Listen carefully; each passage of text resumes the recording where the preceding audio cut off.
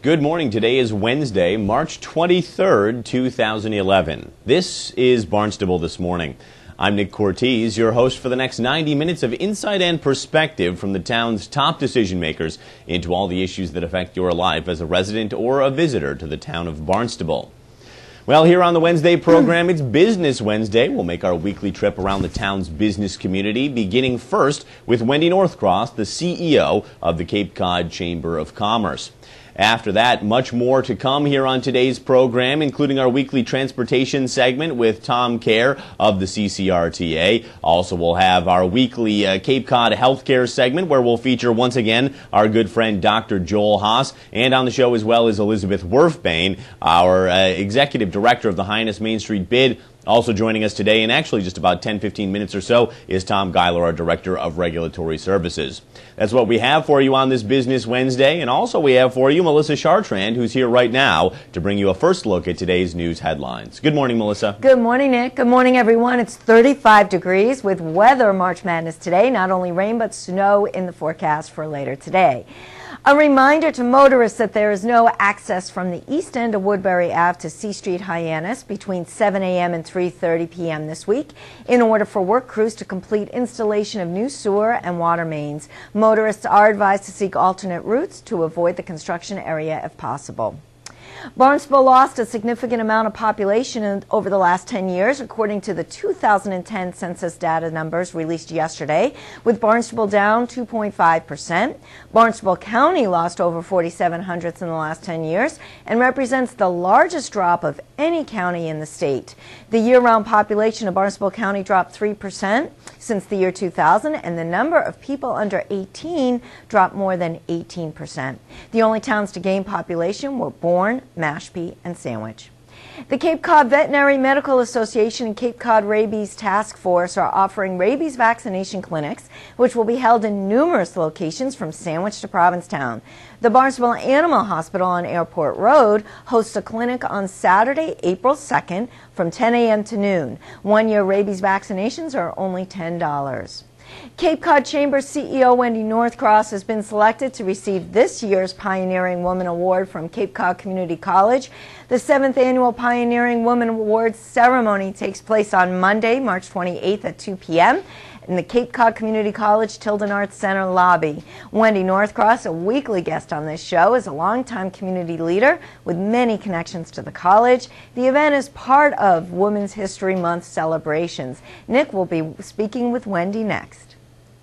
In sports, the Bruins finally back on the winning track last night, beating the Devils 4-1 at the Garden. Next up, home game versus the Montreal Canadiens tomorrow night at 7. The Celtics in action tonight at home against the Memphis Grizzlies. That begins at 7:30. An amateur boxing event coming to the HYCC this Saturday, March 26th. The first of 12 bouts begins at 7 p.m. All tickets are just $15. Tickets are on sale now. Skating teams from near and far will take part in the 2011 Theater on Ice National Competition in the Second Nations Cup this April 6th through the 11th at the HYCC. Tickets are on sale now. After April 1st, the ticket price does increase. There's no boat report today. Highline's Lady Martha is still having mechanical issues, so the high-speed ferry service to Nantucket has been canceled for this morning. They hope service will resume for the noon departure from Hyannis. You can call Highline Ticket Office for the most up-to-date information. There's plenty more to come on the show this morning, but first, let's take a look at the current weather conditions at Hyannis Harbor.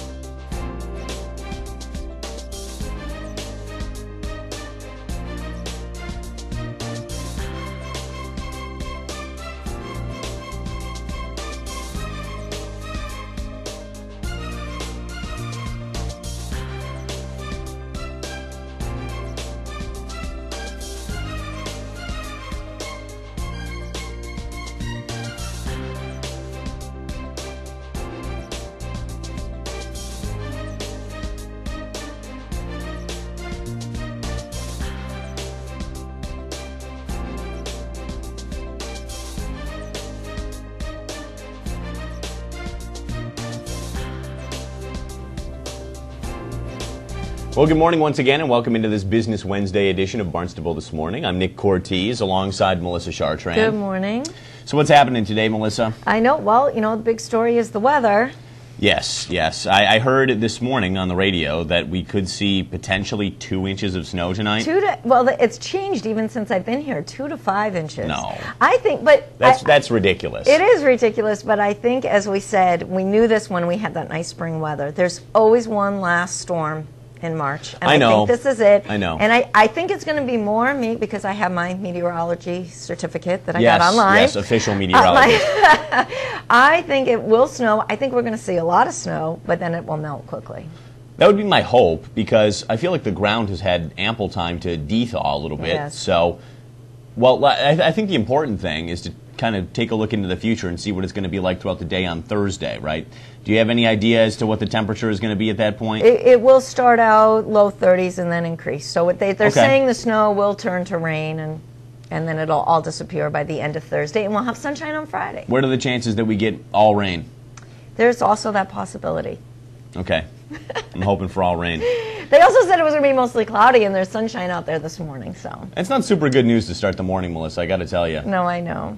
But we will have some interesting stuff coming your way in just a moment that hopefully will take your mind off the impending weather situation. Up first here on Business Wednesday today, it's Wendy Northcross, the CEO of the Cape Cod Chamber. Wendy will actually be joining us from the Governor's Conference up in Boston on travel and tourism. And this is a yearly thing that the Governor puts on every year, and many, many speakers. Wendy is among the speakers. Patty Lloyd from the Cape Cod Chamber also among the speakers up there. And the Governor will address the masses today. We'll ask Wendy what she expects to hear from the governor, what she hopes to hear, especially in this time where the tourism budget across the state has been cut the last couple of years. So I'd be curious to know what the governor is going to say in support of tourism while he potentially has that budget on the chopping block once again for the FY12 state budget. Then after that, it's our Director of Regulatory Services, Tom Geiler, and we're thinking spring with Tom today. Of course, spring started officially earlier this week, and that means that before long we'll see seasonal businesses opening for the season. We'll talk today about seasonal restaurants and the types of inspections and regulations and different types of things that they have to go through to get themselves up and running each and every year. Tom will let us know how that all works from the Regulatory Services standpoint. It's coming up in about 10 minutes or so, but we'll kick off the show first with Cape Cod Chamber CEO Wendy Northcross here on Barnstable This Morning.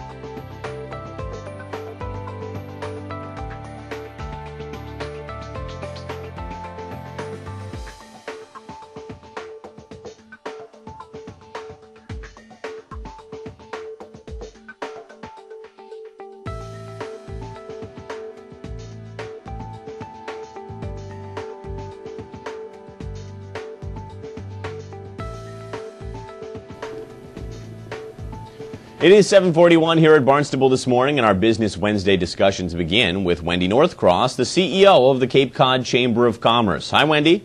Hi, Nick. How are you? I'm good. How are you? Doing pretty well, thanks. So as we understand it, you're up in Boston for the Governor's Conference on Travel and Tourism, which happens pretty much all day today. I wonder what you've experienced so far. I know there was a reception last night. Did anyone address the masses? Actually, yes, the two co-chairs of the Tourism, Arts, and Culture Development Committee, which include Senator Eileen Donahue from Lowell and the Greater Merrimack Valley area, and our own Sarah Peak, who comes from Provincetown. She represents the House, and Senator Donahue obviously represents the Senate. And they both spoke to the crowd last night at the State House and got a very warm reception because their remarks were very right on. They very much understand the industry, and they very much understand the legislature's role in helping to boost the industry, which was pretty impressive. So then, I guess, encouraging remarks from them, because I know that the situation hasn't really looked good as far as the budget picture for funding travel and tourism over the course of the past couple of fiscal years.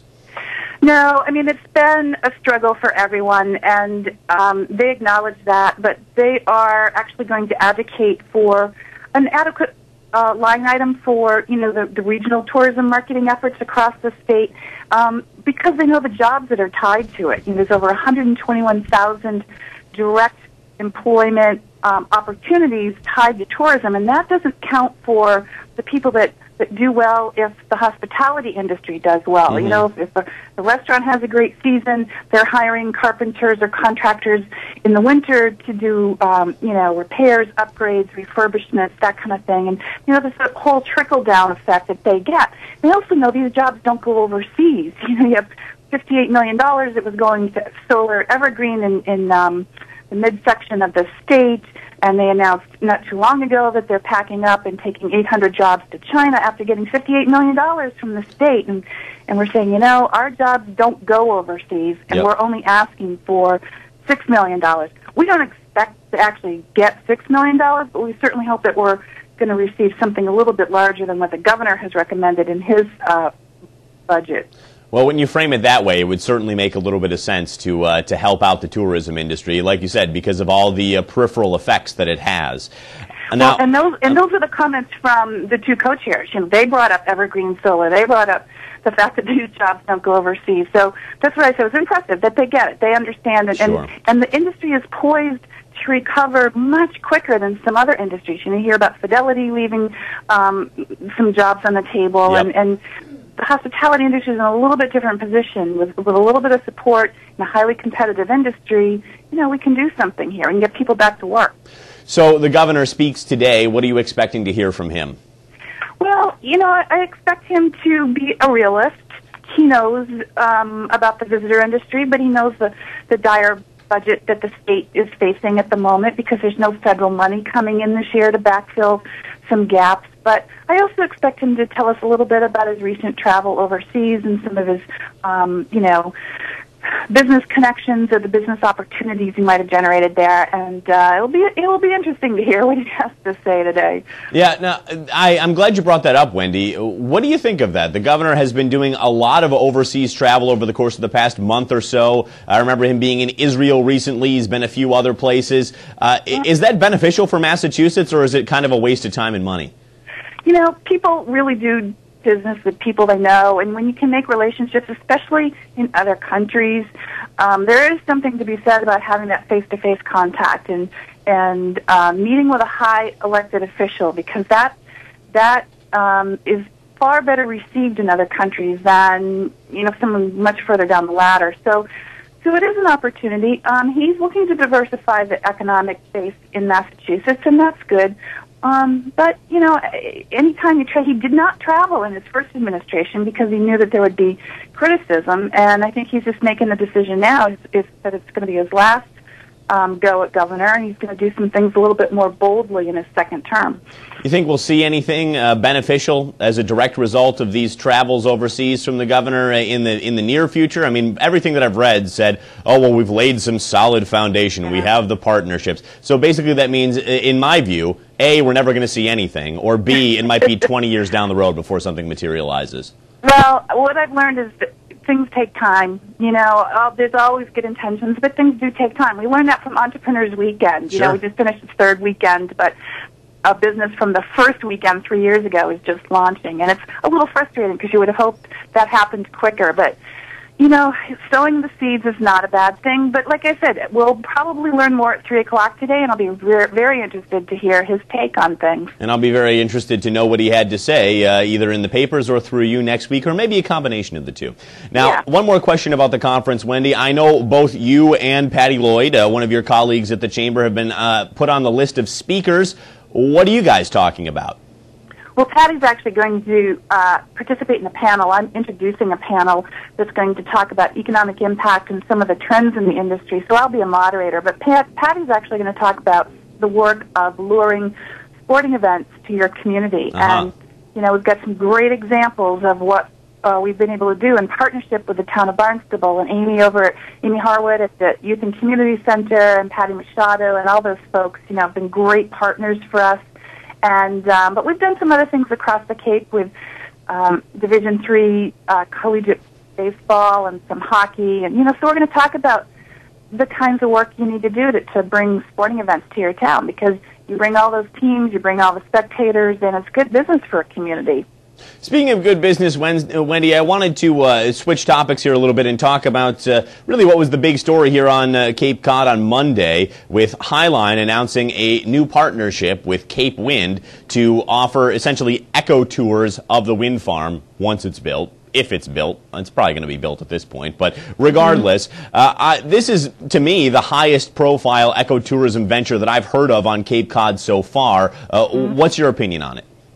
Well, it makes a lot of sense. And when we first got wind of Cape Wind about, 8 or 9 years ago, we were a little doubtful. We still remain doubtful as to the scope of job creation that could come directly from the power plant, but it was immediately obvious. I said, well, somebody's going to start operating a tour boat to go out and see those things. Yep. And good for the Scudders for jumping in first and doing that, because, obviously they have some faith and confidence that Jim Gordon will get his financing and then he'll be able to build it. And he's crafting those partnerships now with Cape Wind, and, good for them. They're successful entrepreneurs because they've taken some risks in the past, or they've seen an idea, an opportunity, and they've jumped on it. So, I am getting a little bit of heat for some of my comments in the newspaper, or for not even being at the press conference, I guess. I was called out. I was like, well, where's Wendy Northcross? Why isn't she at the press conference? And it was pretty simple. I was away last week, and when,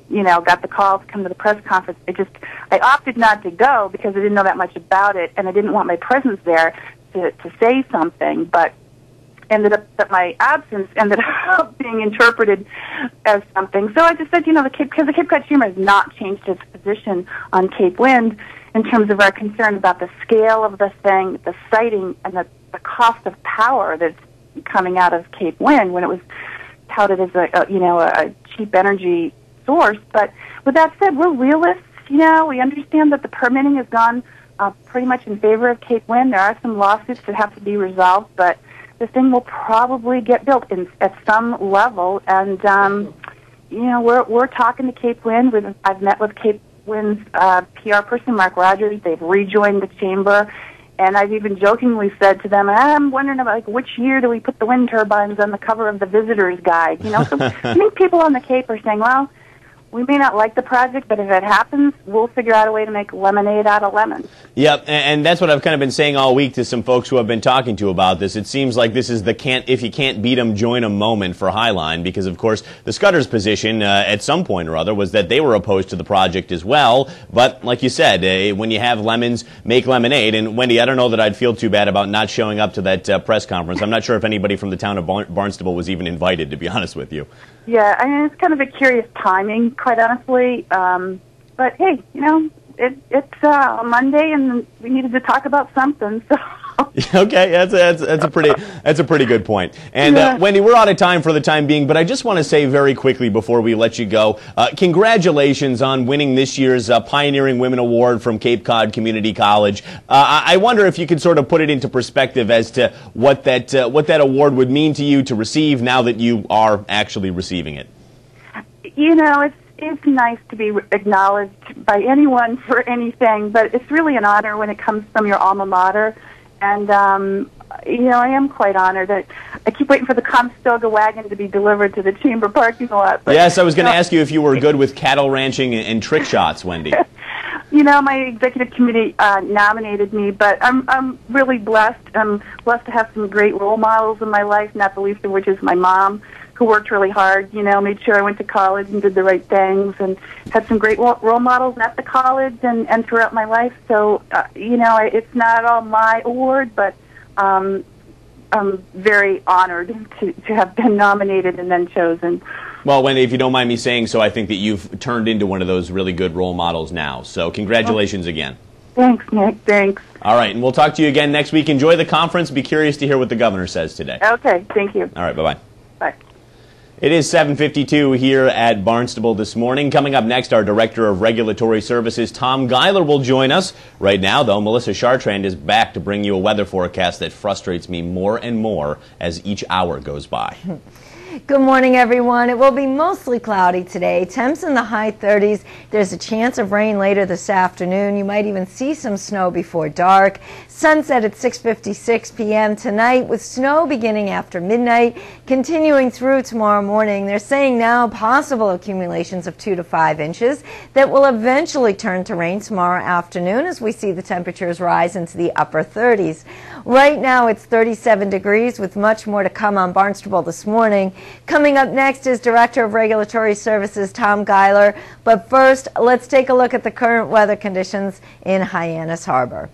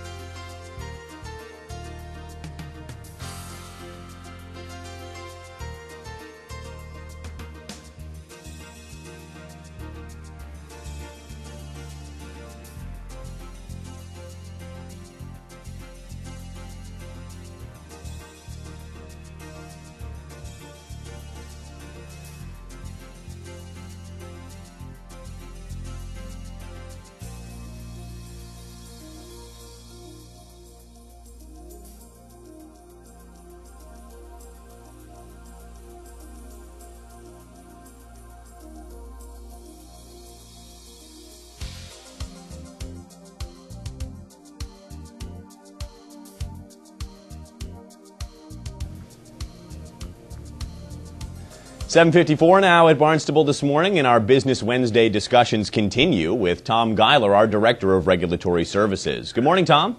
Good morning, Nick. Now, Tom, of course, the first day of spring was Monday, and that means very soon we're going to be seeing all kinds of seasonal businesses opening their doors for 2011. And today we're talking a little bit about seasonal restaurants opening up for business. And so the first question I have for you is, what kind of inspection process does a seasonal restaurant go through before they open, if they go through any at all? That's a good question, Nick. We get that question frequently, and the inspection process is identical to a new establishment. When we have a place that's closed up for several months, all of the inspection staff, health, building, will go through the establishment and with the owners and conduct an inspection to make sure that all the equipment's operating properly and that the establishment still meets all the codes and provides all the safety that the customers demand, and that everything is in working order. So it really is the ongoing system that the annuals go through. The annuals might go through at different times of year, but it is a thorough inspection program and one that's designed to ensure that everybody's at the top of their game as they start the season, so that the public is protected both from a health standpoint and from a safety standpoint. Now, are you? I feel like you're indicating that the inspections are a little bit more rigorous for the seasonal restaurants that open, as opposed to restaurants that happen to be open all year round. Well, they're a little different, obviously, in that when you have a place that is closed down for a period of time, and it's in the food business, well, the food stocks are all new, so that's an easier inspection. Right. It's the equipment side of things to make sure that the equipment is operating correctly. They have sufficient hot water for their dishwashers and sufficient temperature in the refrigeration to protect refrigerated items, to make sure that their exit doors are working properly, that the signage is posted appropriately, and the capacities are posted. Kind of go over things with the owner, and frequently with seasonals, we're talking about a new owner or a new manager in a lot of the establishments. Sure. So it's an opportunity to work with them to make sure they're aware of all of the requirements and make sure everybody's on the same page. Now, Tom, it does work well. It is a little bit different, but it certainly isn't any more rigorous or onerous than the annual process. And one of the advantages here, obviously, is that they know when we're coming. Right, exactly. With the annuals, we pop in there, that's unannounced. Right. So, but I mean, you would hope that when a seasonal restaurant gets ready to open for the summer, even if your inspectors weren't coming in to take a look at everything, that they would have everything ready and clean and in good working order. And I mean, obviously, that's why your guys go there, is to make sure that's the case. That's correct. And there are other requirements too. There are requirements for insurance certificates and the capacity certificates from the fire department. That all of that has to be just verified, and it's a little bit different for each class of restaurants. And as the facility gets bigger, there are more stringent requirements for ensuring that there isn't some catastrophe fire like that could trap a bunch of people and so forth. So certainly that makes sense. It isn't one size fits all. It's kind of a custom type of thing for each particular establishment to address the threats that may exist. And it is an opportunity really to not only go through an inspection process, but also through an education process, so that we're reminding the operators of what the requirements are, or in some cases with new people, just providing education to them to make sure that they are in compliance. We would much rather have them go down the right road rather than have us come in and say, look, you can't do this, or you've got to shut down and fix this, that type of thing. Yeah, absolutely. We have just a couple of minutes left in the segment, Tom, and I wanted to talk to you a little bit about liquor licenses for seasonal food service establishments, because, of course, most of them have them here in the town of Barnstable, and I wonder how that works with seasonal establishments as opposed to year-round establishments. I remember having a conversation with you a while ago about having partial year liquor licenses and things like that. Can you just explain that to us, how they're licensed versus year-round restaurants? Well, there is a requirement in Massachusetts that's a little bit different. The assumption is that there are a limited number of liquor licenses in any one community based upon the population, and to protect from these so-called pocket licenses where there are no licenses available from the community. If you want one, you got to buy one. That people would hold on to a license and drive the prices up, but that doesn't exist in Barnstable because we don't have a quota, but it does exist in most of the state. And because of that, there is a requirement, if you have an annual license, that you serve the public on an annual basis. Right. So the seasonal is more a product of Barnstable County and Berkshire County and the tourist areas where there is a need for additional facilities in the summer months, but not necessarily on a year-round basis. If all of the establishment we have, if all 135 establishments were open on a 7-day-a-week basis year-round, nobody would survive. No, so it really is a good thing to have that mix. And we have everything from beach clubs, a private beach club where they don't open until Memorial Day and they close on Labor Day. to places that open April 1st, and they don't close until January 15th. So the seasonal period can be very short, or it can be up to 9 months long. Yep, and the liquor licenses, of course, cater to those folks. It's interesting to note that it's special legislation that created that type of opportunity for folks, and you don't really find that many other places. You don't really find it, and particularly in the metropolitan areas. It's all a quota system. It's one for every 5,000 people in the community, and that it doesn't vary from that. Sure.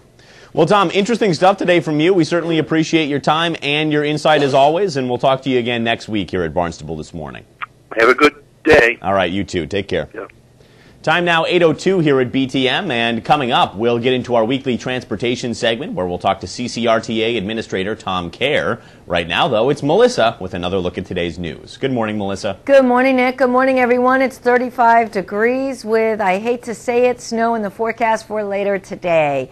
A reminder to motorists that there is no access from the east end of Woodbury Avenue to C Street, Hyannis between 7 a.m. and 3:30 p.m. this week in order for work crews to complete installation of new sewer and water mains. Motorists are advised to seek alternate routes to avoid the construction area if possible. Barnstable lost a significant amount of population over the last 10 years, according to the 2010 census data numbers released yesterday, with Barnstable down 2.5%. Barnstable County lost over 4,700 residents in the last 10 years, and it represents the largest drop of any county in the state. The only towns to gain populations were Bourne, Mashpee, and Sandwich. The Cape Cod Veterinary Medical Association and Cape Cod Rabies Task Force are offering rabies vaccination clinics, which will be held in numerous locations from Sandwich to Provincetown. The Barnstable Animal Hospital on Airport Road will host a clinic on Saturday, April 2nd from 10 a.m. to noon. One-year rabies vaccinations are only $10. Cape Cod Chamber CEO Wendy Northcross has been selected to receive this year's Pioneering Woman Award from Cape Cod Community College. The 7th Annual Pioneering Woman Awards ceremony takes place this Monday, March 28th at 2 p.m. in the Cape Cod Community College Tilden Arts Center lobby. Wendy is a weekly guest on this show and a longtime community leader with many connections to the college. The event is part of Women's History Month celebrations. In sports, the Bruins finally back on the winning track last night, beating the Devils 4-1 at the Garden. Next up is the home game versus the Montreal Canadiens tomorrow night at 7. The Celtics in action tonight at home against the Memphis Grizzlies. That's at 7:30. An amateur boxing event coming to the HYCC this Saturday, March 26th. The first of 12 bouts begins at 7 p.m. All tickets are just $15. Tickets are on sale now. And skating teams from near and far will take part in the 2011 Theater on Ice National Competition and Second Nations Cup this April 6th through the 11th at the Hyannis Youth and Community Center. Tickets are on sale now at the HYCC. After April 1st, the ticket price does increase. There's no boat report for this morning. Highline's Lady Martha is having mechanical issues, and the high-speed ferry service to Nantucket has been canceled this morning. They hope service will resume for the noon departure from Hyannis. The best bet is to call the Highline ticket office for the most up-to-date information. There is plenty more to come on the show, but first, let's take a look at the current weather conditions to see if it's still sunny in Hyannis Harbor.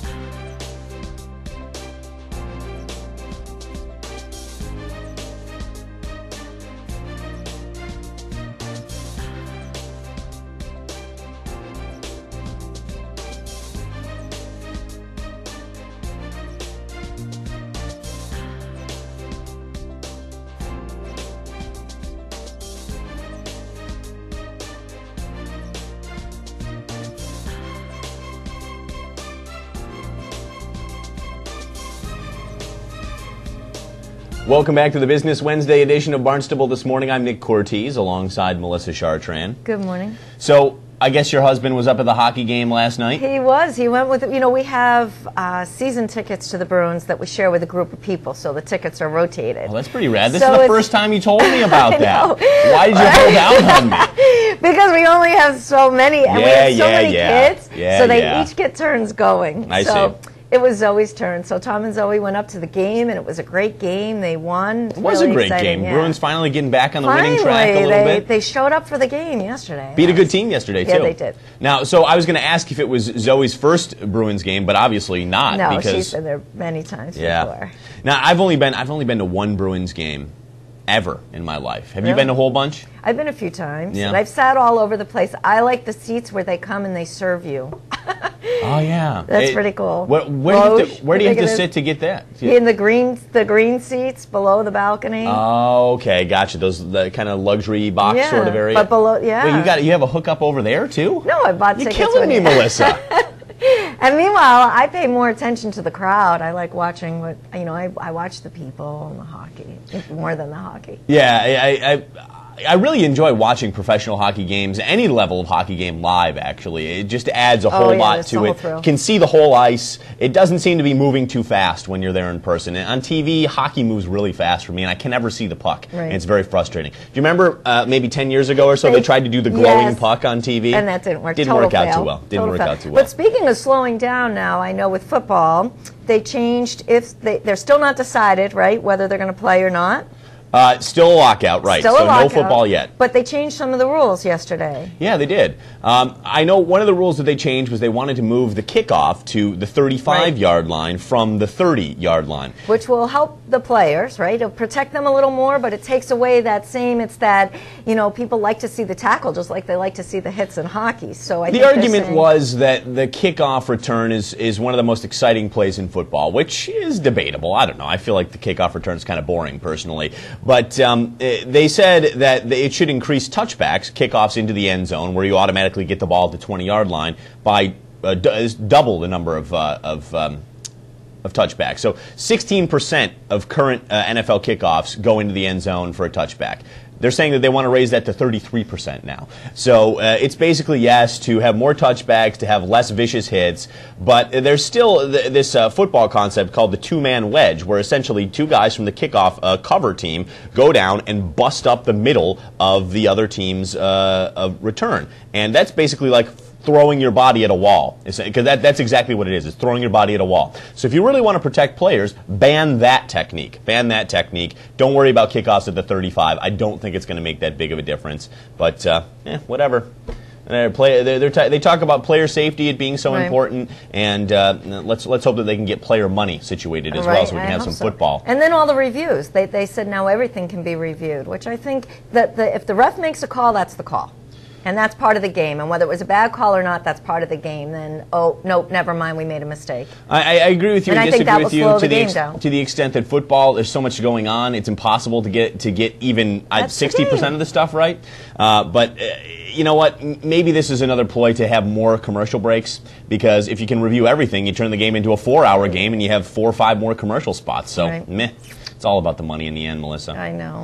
All right, coming up next, we'll talk to CCRTA Administrator Tom Kerr. Great news if you go to the HYCC. CCRTA buses now have a permanent stop over there. We'll talk to Tom about that decision, and we'll also talk to Tom about cycling around our community. Cape Cod Rail Trail seems to be making a little bit of progress now, with the town council here in Barnstable recently accepting a grant to do some design work for Barnstable's future portion of that rail trail extension all the way to Bourne. Of course, we're a long way from that happening at this point, but hey, we'll still talk to Tom about how he feels that the whole thing is progressing and maybe some of the hurdles to overcome before we get this whole thing done, connecting the entire Cape via bike.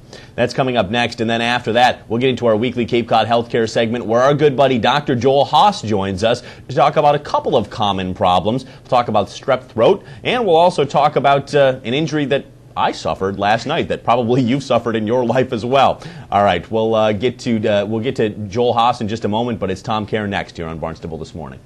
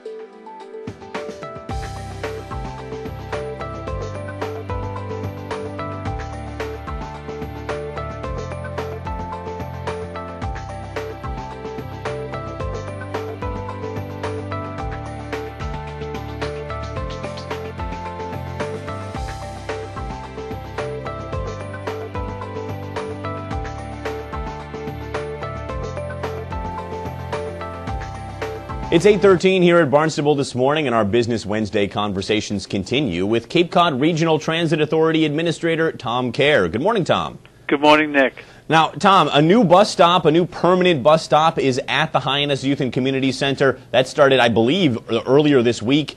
Great decision. Why did you choose to do that now? Well, you know what we're doing, Nick, with all our fixed route service, we're always looking at that to see if we can improve it, make it more efficient, get more riders, and so we're tweaking routes all the time, but we have to stay consistent with our printed schedule for the most part. But, you know, I've thought for some time with that beautiful facility, the Hyannis Youth and Community Center up there, that we really need to get close to that place for get all the kids and whoever else goes there safely. So we've been working with the town, and Mark Ells and Tom Lynch particularly have been helpful, and we have we've got a plan to put a beautiful new bus shelter there too, and that's going to be going up within the next couple of weeks. But we're going to have a stop there so that all the people in this beautiful town can get to the facility easily. It's, like I said, a great idea. Now, for folks who aren't totally familiar with all of your fixed routes, what route is this on? What buses stop at the HYCC? Well, we have a route called the Barnstable Villager, and that's where the new stop will be, and it'll be right in front of the center on Bassett Lane. And so I think people who live in the town of Barnstable are familiar with the Villager, but we have fixed routes going all over the Cape now, but in the town of Hyannis and out by the courthouse and the community college, we have the Villager that makes the rounds there, and that will be the bus that goes to the community center. Can you just explain to us what other places you can get to, just to give us an overview of that route, just in case folks who are listening are not familiar with it? Well, the Villager leads from here at the Hyannis Transportation Center. It goes up there through the town, and one of our schedules go up to the senior center, and then it circles back and goes up to the mall, and through the mall and up to the community college, and then to over to the court complex and the like, and then comes back and forth. So all the major shopping centers are the primary effort here to access, but it's pretty accessible throughout this entire town and part of town. And as I say, we look at these schedules for riderships, and we look at tweaks as we print our next season's schedule. So we intend to get more buses out there and even more accessibility in the next several months. Now, Tom, I really hope that a lot of families would allow their kids to take CCRTA buses to the HYCC, let's say after school, for example, or on the weekend. So I wonder, how safe is it for younger kids to ride CCRTA buses, maybe with a couple of their friends, maybe on their own?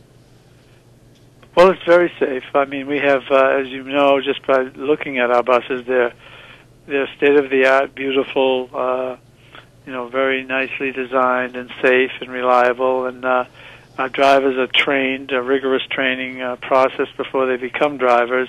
And we stress customer service. We go out of our way to be friendly to everybody who comes onto our vehicles. But we have had an inordinate amount of youth accessing our buses, and that's a great thing, particularly on our flex route from Harwich to Provincetown. We're seeing a lot of young people riding those buses. But I think with this new stop at the Hyannis Youth and Community Center, people who don't have access to a car can know that our bus will be there. So they're very safe, and they're very punctual and reliable. So I think that people should give us a chance.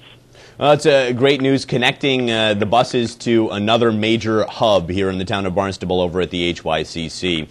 Now, Tom, I wanted to talk with you about what happened over at Highline on Monday as well, and I should have assumed that the CCRTA, when it comes to transportation and new ventures here on the Cape, would probably be involved in some way or other. And indeed, you are going to partner with the Scudder family should this ecotourism center and ferry boat eco-tour opportunity out at Cape Wind become available.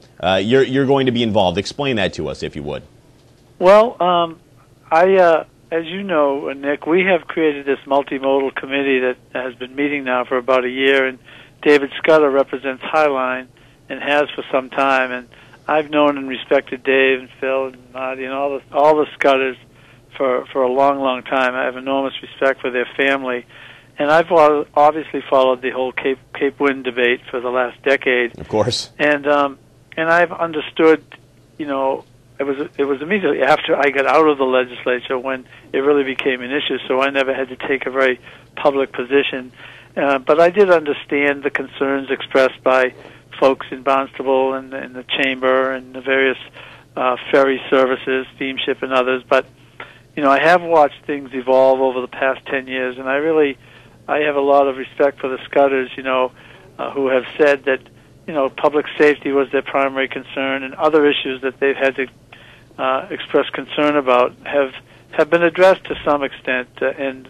to where they feel that they need to move forward. And you know, Jim Gordon has been obviously very strong and vociferous proponent for all these years, and I think the two of them have really come up with something here. And I really like the idea of having an educational component where the Cape Cod Community College will be involved in lecturing and all of those things that will go along with this initiative. But it's not just touring the wind turbines themselves, but there'll be, you know, world-class lecturers and things of that nature that tourists will be able to really learn a lot from. And then the whole issue of you know, weaning us off fossil fuels and getting into renewable energy is not only timely, but it's so very important. And you see what's going on over in the Middle East and gas prices here. And oh yeah, I really think though that this is it shows strong leadership on their part. So David has asked us if we could perhaps provide some parking, and I participated in the press conference the other day over there to say that yes, we're doing a master plan for our parcel here, and hopefully we'll be able to accommodate whatever parking needs that they'll have as a result of this undertaking. And not only that, but there's a green shuttle bus proposed for this service, and we're going to be working with them to do that and try to make it efficient and all part of our multimodal objective. So I'm really pleased and congratulate and support their efforts over there. Seems like whatever position you have on Cape Wind, we've gotten to the point now where, and I've said this a number of times so far over the course of the past few days, it's if you can't beat them, join them kind of attitude. And when we heard the talk about the economic development opportunities that could arise out of this project, I think this is probably what people were talking about, because obviously it starts with the Scudder family over at Highline, but CCRTA is getting involved now. Cape Cod Community College is getting involved now, and you sort of begin to see the periphery of this project and really the good business that it can bring that's not even directly related to the wind turbines themselves. That's an excellent point, Nick. You're absolutely correct. And I think that, Bill Keating, Congressman Keating and Senator Dan Wolf also participated, and they expressed that same sentiment at the event. And, I think Dan Wolf particularly has been not outspoken, but a critic of the plan for several years, and actually has done his homework and feels as though that the job creation part of this effort is not insignificant. And the Scudder family for 50 years has provided jobs and done great things for the town. So I really think it's just another example of a major issue moving forward, and the more information and education that goes along with it, helps people make informed decisions. And I think that Barnstable County and the town of Barnstable stands to benefit from this effort, and I hope that they succeed. And as a transportation leader, I want to help in any way I can to facilitate success. All right, Tom, I said before this segment began that we'd talk a little bit about the rail trail, but we've run out of time, so we'll put that off until next time. And for the time being, I thank you for joining us, and we'll talk to you again soon here at Barnstable this morning. Okay, Nick, thank you. All right, take care. Bye-bye. It is 8:22 now at BTM. Up next, Dr. Joel Haas in our weekly Cape Cod Healthcare segment. But right now, let's talk to Melissa Chartrand, who will bring you a look at today's weather. Good morning, everyone. Mostly cloudy today, temps in the high 30s. There'll be a chance of rain later this afternoon. You might see some snow even before dark. Sunset at 6:56 p.m. tonight. The full snow will begin after midnight, continuing through tomorrow morning into the afternoon. Currently, they're saying a possible accumulation of 2 to 5 inches, but it will all eventually turn to rain tomorrow afternoon as the temps rise into the upper 30s, so that's the good news. Currently, it's 36 degrees with still more to come on Barnstable this morning. Coming up next is our Cape Cod Healthcare segment. But first, let's take a look at the current weather conditions in Hyannis Harbor.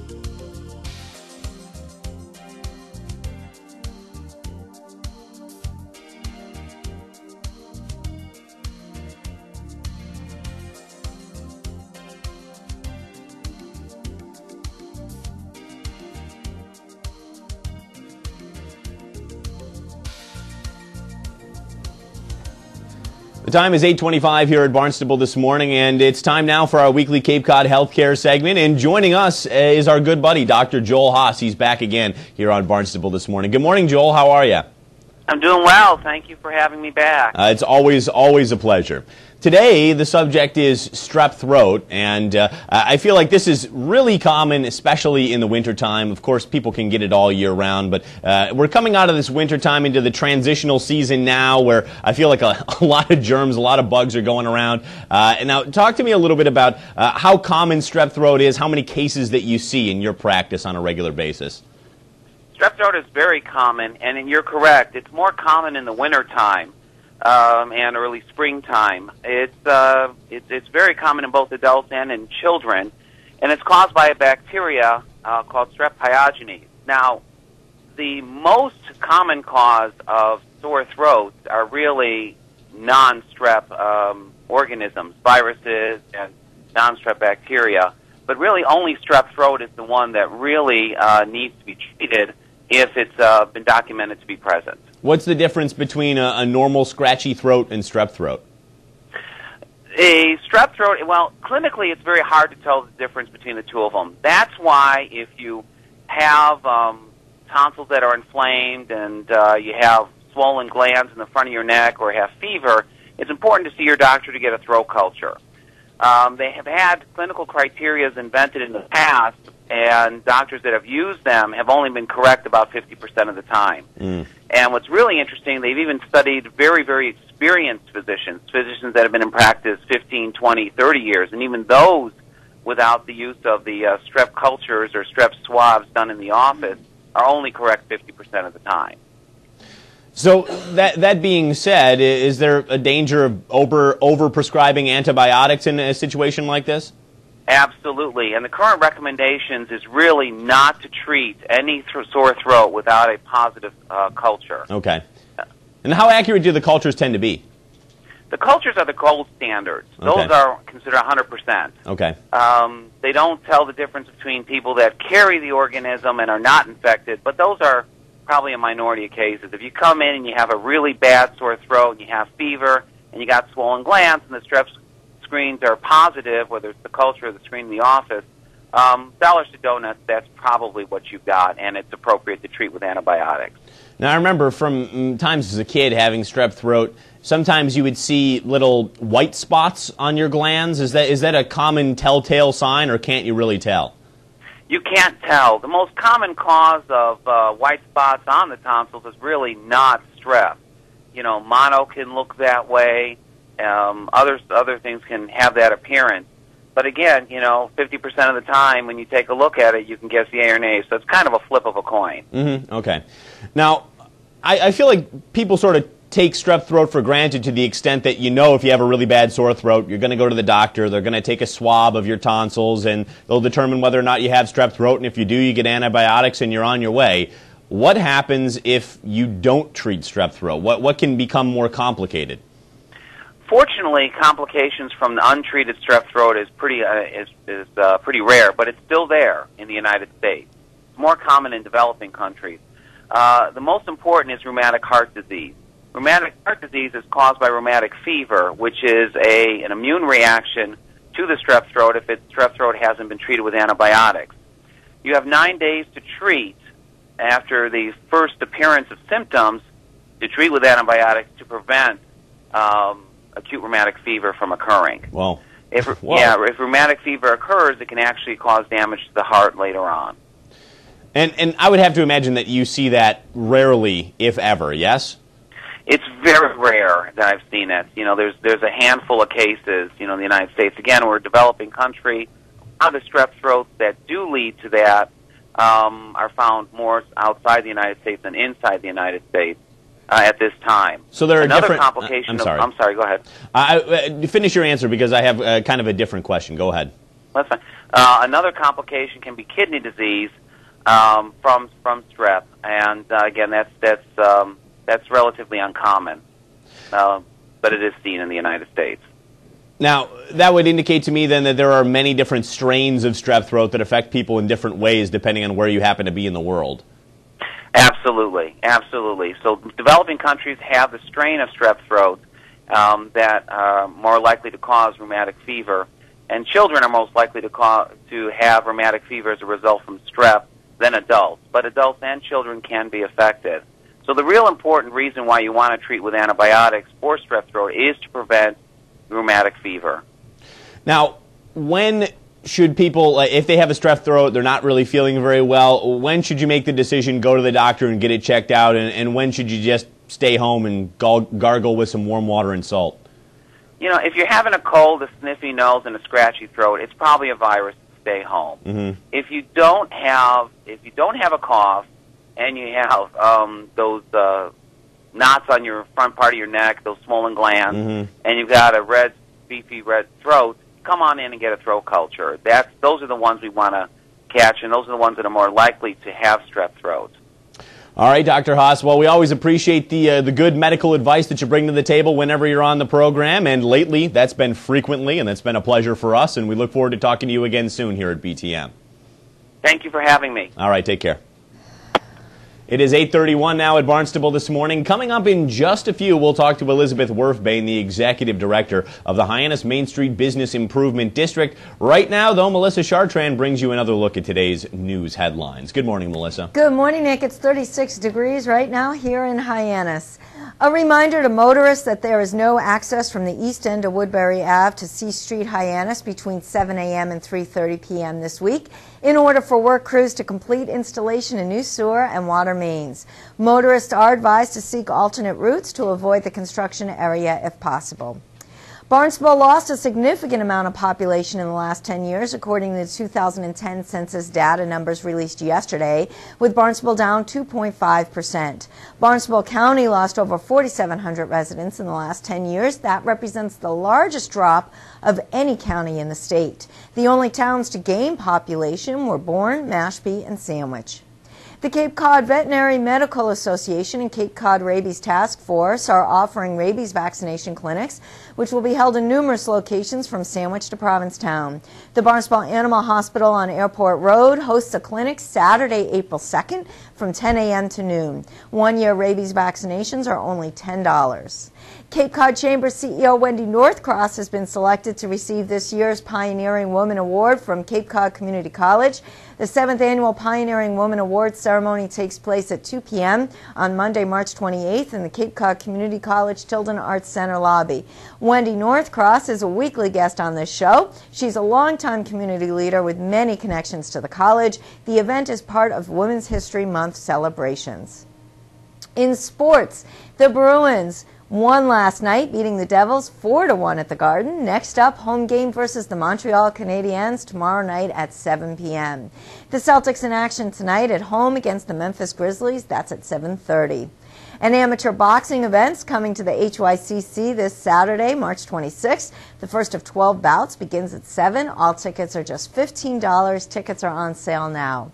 Skating teams from near and far will take part in the 2011 Theater on Ice National Competition and Second Nations Cup this April 7th through 10th at the Hyannis Youth and Community Center. Tickets are on sale now, right at the HYCC. You can get them online as well. After April 1st, the ticket price does increase. There's no boat report today. Highline's Lady Martha is having mechanical issues. The high-speed ferry service to Nantucket has been canceled this morning. There's hopes that the service will resume beginning at noon today. The best bet's to call Highline Ticket Office for the most up-to-date information. There's plenty more to come on the show right now, but first, let's take a look at the current weather conditions at Hyannis Harbor.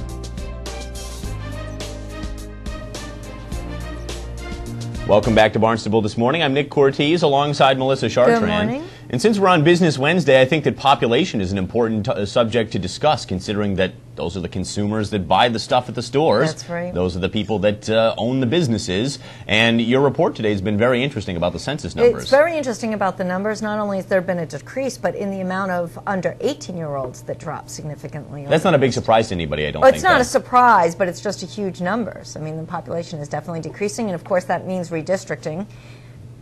That's right. And the town council, of course, will have to figure out how the precincts are going to be redrawn here in the town of Barnstable. And then at the state level, they will be discussing how to basically split up state representation and then federal congressional representation, as we talked about with our state representative Demetrius Atzelis last week. Now, I'm very interested to see how it all shakes out, because of course, Cape Cod, Barnstable County, as you said, lost more population than what, any other county in Massachusetts? Yes. Now, some of that, I did hear a comment that because we have a large senior citizen population and perhaps many of them winter in Florida or elsewhere, that a lot of them were not counted because they did go door to door. So that also could play into That's a good numbers. point, Melissa, because the 2010 census, and any census for that matter, is a snapshot of the American population on any one given day, on one day. And if that day there's 20,000 or 10,000 or 5,000 folks who are snowbirds down in Florida, well, they're not here on Cape Cod,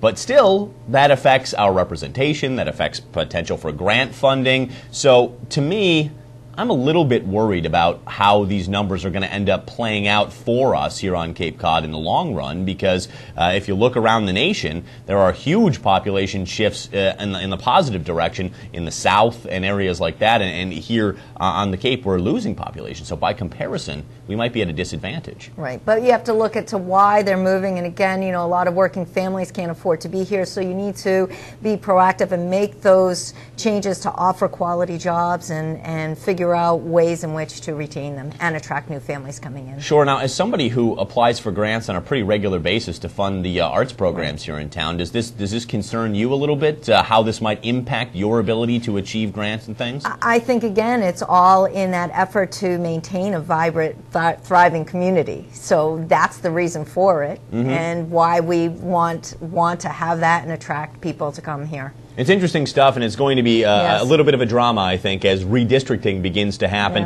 and the state legislative panel begins to make those decisions. And even here locally, as town council redraws the precincts, which they will be required to do. There's a couple of different options on the table, and actually, we did a pretty cool show on that not too long ago with town clerk Linda Hutchenreiter. Maybe we'll show you that again here on Barnstable This Morning, or on Barnstable Today sometime in the not-too-distant future. Look out for that. All right, look out right now for Elizabeth Werfbane. She's coming up next here on Barnstable This Morning to close up our Business Wednesday discussions. Elizabeth will be talking to us a little bit about the planning board from this past week, and she'll be talking to us about Chad Doe, the developer in Hyannis, who made some interesting comments about mitigation fees and wanting to have them waived for his project over at the Greenery. Of course, we talked to Joanne Miller-Buntage about that a little bit earlier this week. Also talked to town manager John Klim. Both of them agree that the policy here in town might need to be revisited so it won't be such a disincentive to developers coming down here to continue to revitalize our downtown area. We'll talk to Elizabeth about how she feels about all that. Sort of have a feeling I know what she's going to say, but she always says it in such an interesting way. So we'll ask her next here at Barnstable This Morning.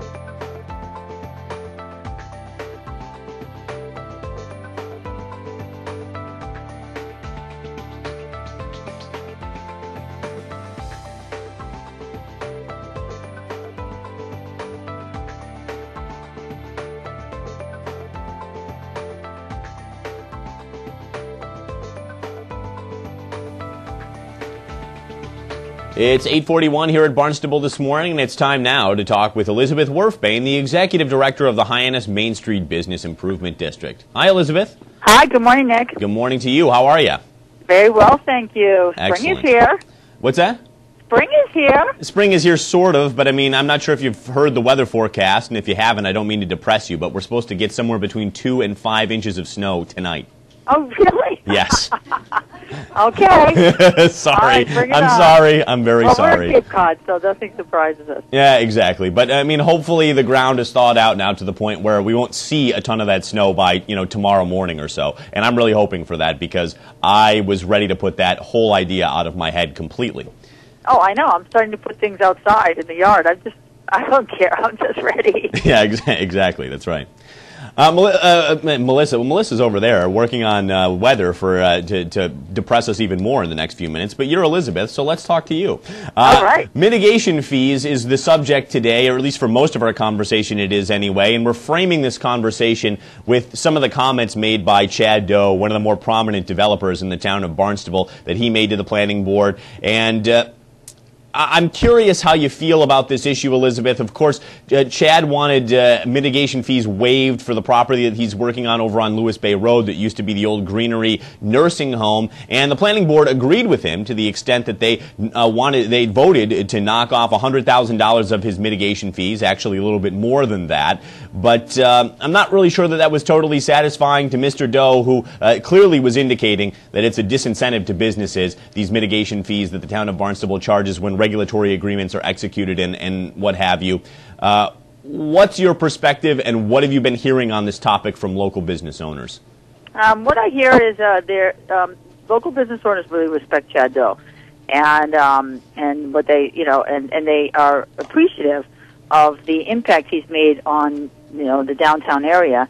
He's put in some really big projects that have brought in a lot of jobs, and they've changed the face of this area with a variety of types of spaces, well thought out. He actually has a marketing person from his 99 restaurants, Diane Dillon, who helps him come up with ideas and strategies for retail mix. It's very smart. Like what he did at the 500 block. Mm-hmm. He has, down in the basement, he has storage units. He has on the main floor, Fitness 500. He has law offices that are condos.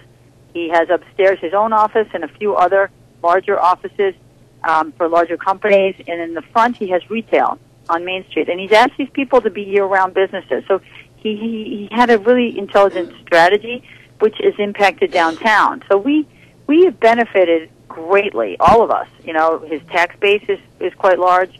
The employment here is great. The architecture has been a huge improvement. Year-round businesses, to a seasonal street, all of that together is valuable, very invaluable, commodity to the downtown area.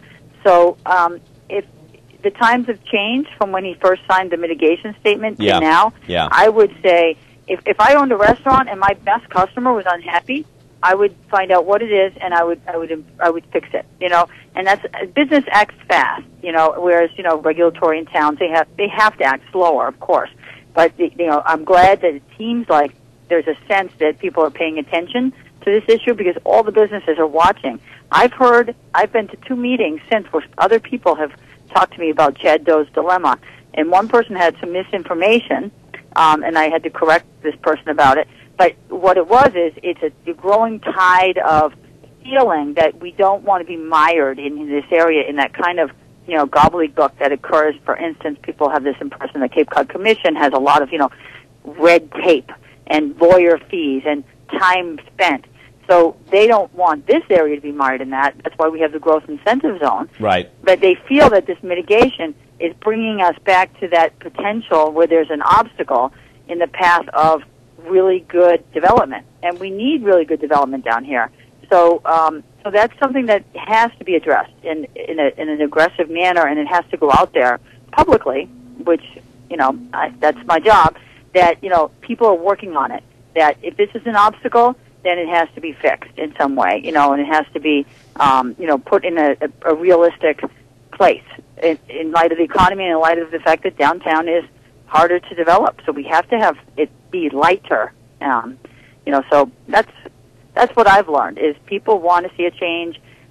We all don't want to see any more obstacles in developing downtown. Sure. And that rumor could get out, and that could be just, you have 10 people in a room, and if one of them has this information, says, oh, Hyannis, it's so much harder than blank town, that's not good. We want to hear Hyannis is really easy, it's fabulous, it's happening, look at this. Mm-hmm. So that's my take on it, is I'll do anything to make sure that, the word Hyannis and the word development are, both in a synergy.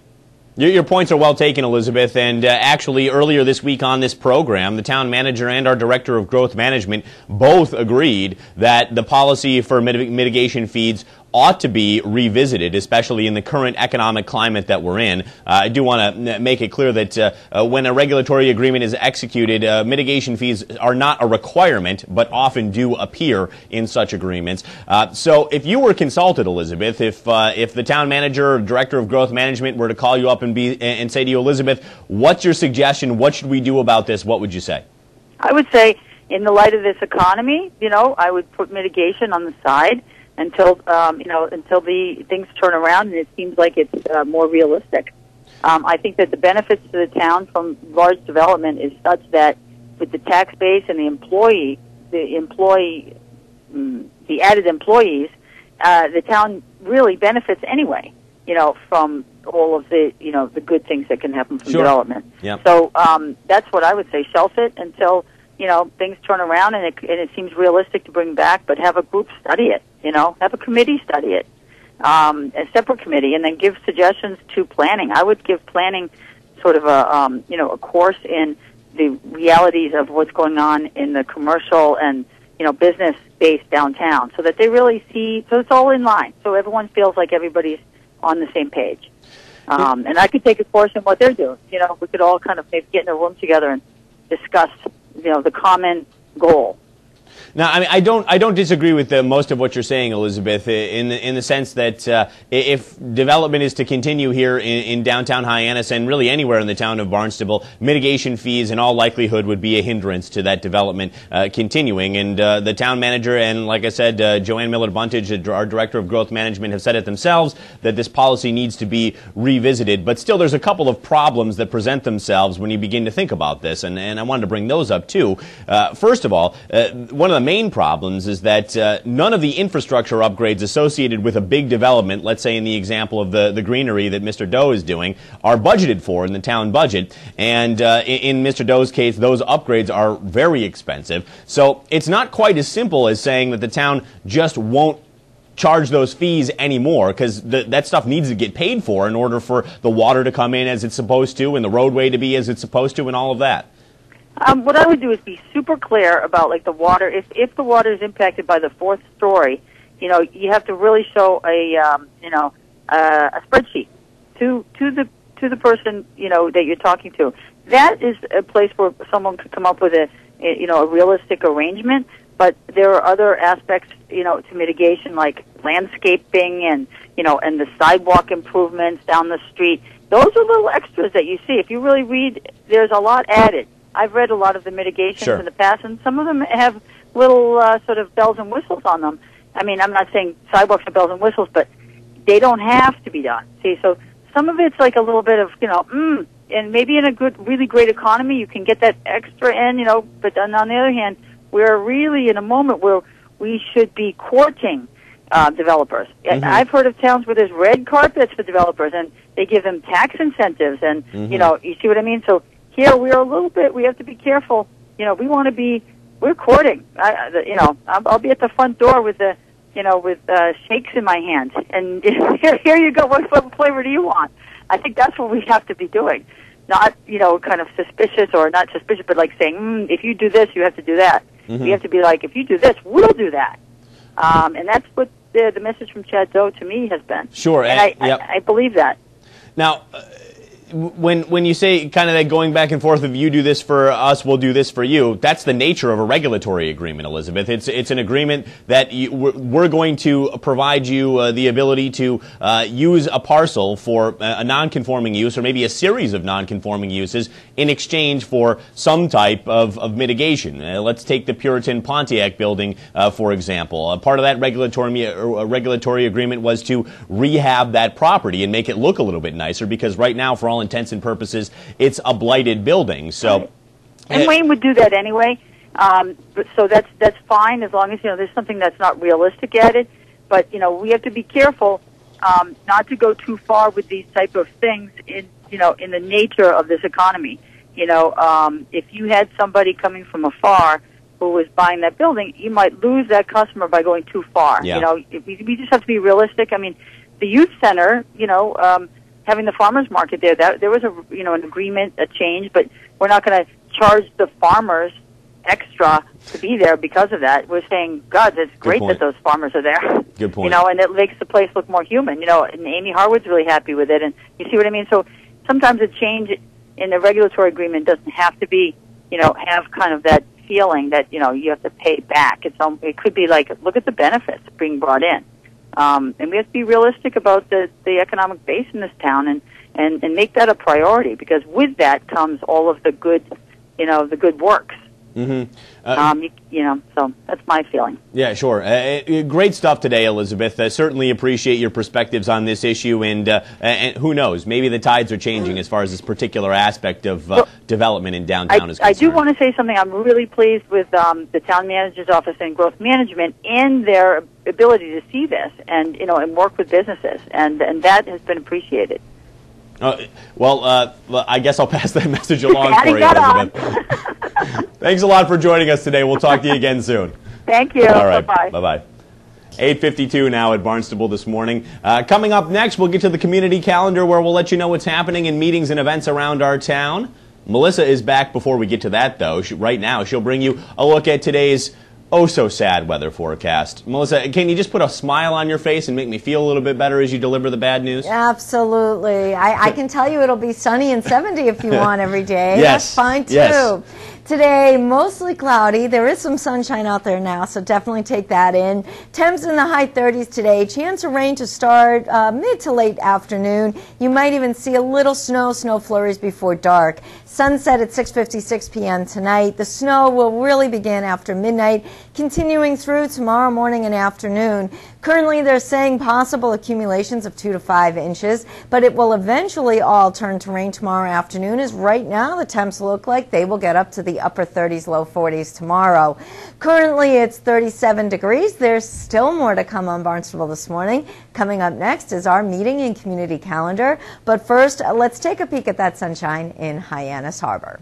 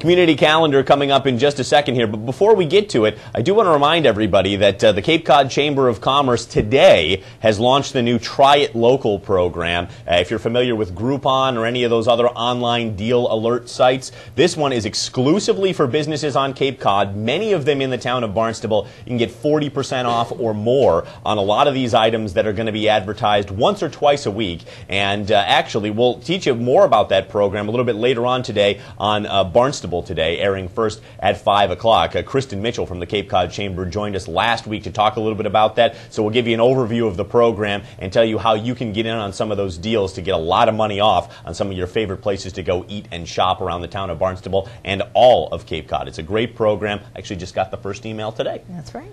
All right, let's talk about what's happening in meetings and events on our community calendar beginning right now with Melissa. All right, at 7 o'clock, 2 meetings taking place. The first is the Zoning Board of Appeals in the Town Hall hearing room. Also at 7, the Old Kings Highway Historic District Commission is meeting on Route 149 in West Barnstable at the West Barnstable Community Building. That's it for meetings. So events taking place around town. We've been talking about it all week. The Barnstable High School Drama Department is presenting in its final weekend Joseph and the Amazing Technicolor Dreamcoat. That's at the Barnstable High School Performing Arts Center. The shows are the 25th through the 27th. Showtimes are 7 p.m. for that Friday and Saturday, a 2 p.m. matinee. There's over 80 students participating. It's John Sullivan's last official school production before he retires, and not to be missed. We strongly urge you to reserve your tickets ahead of time. You can do that by calling 508-771-6246.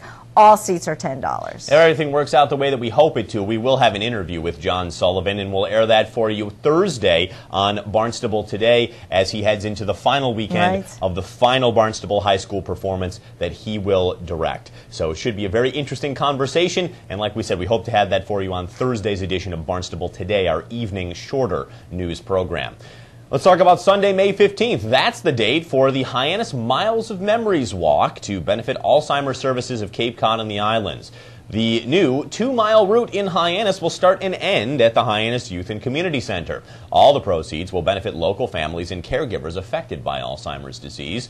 Learn how to create a team. For more information, call Catherine at 508-775-5656. The event takes place in Bourne, I believe, along the canal, and another location on Cape, and so this is the first time it's here in Hyannis. It's a nice partnership between Alzheimer's Services, the HYCC. I know the Hyannis Main Street Bid is involved as well. Should be a great little thing for the downtown area in May. All Cape growers, harvesters, and buyers, applications for Buy Fresh, Buy Local Cape Cod memberships, they're due by the end of this month, March 31st. In order for you to be included in the annual guidebook, you can log on to Buy Fresh, Buy Local Cape Cod for all the details. The Rotary Club of Hyannis will host its 53rd annual Home and Garden Show at Barnstable High School this Saturday and Sunday. Over 150 exhibitors, demonstrations, free soil testing, door prizes. It's a huge event. Let's put it that way. Admission is $5. Kids under 12 are free. Show hours are 10 a.m. to 6 p.m. on Saturday and 10 to 4 on Sunday. The Arts Foundation of Cape Cod announced submissions are now being accepted for the 8th annual Comcast Arts Scholarship T-shirt design competition. The winning design will be featured on the official T-shirt for the 26th anniversary TD Bank Pops by the Sea concert in August. All the details are available at artsfoundation.org. Town of Barnstable Police Department is hosting an open house at the downtown Main Street Hyannis substation, which is slated to officially open Friday, April 1st. That's the day of the open house. It'll happen from 10 a.m. to 2 p.m. The substation, of course, is located at the intersection of Main Street and High School Road. You already see that big, beautiful police department sign right on the storefront. And the police are inviting everybody to take a tour of the station, go in, say hello, and it should be a great thing for the downtown area, as we've been talking about for months here at Barnstable this morning. Business owners agree, town government agrees. It's going to be a good thing for the summertime and for all year round here on Cape Cod and in Hyannis especially. Absolutely. Do we have time for one more, Nick? Yeah, okay. Spring program registration is going on now at the HYCC. You can grab the full list on the town website or right in person at the HYCC. All right. If you want to get a hold of us, we sure hope that you do. Our email address is btm@town.barnstable.ma.us. We'd love to hear from you. Send us your questions, comments, concerns, praises, criticisms, whatever have you, and also keep those weather pictures rolling in as well. We want to see those nice springtime pictures. I don't want to see any pictures from anybody after this snow thing that we have happening. Just send us pictures of when your flowers are blooming. We'd be very, very happy to have those, and we'll show them here behind us as we do the weather forecasts. Let's talk about what's coming up Thursday here at Barnstable this morning. Our first guest will be Town Council President Fred Chirigotis. After that, we'll be talking to Eliza Cox. She is on the Hyannis Area Chamber of Commerce Board of Directors. She'll be talking to us about some work that the HACC does with government. She'll be talking about the Government Committee of the Chamber of Commerce there.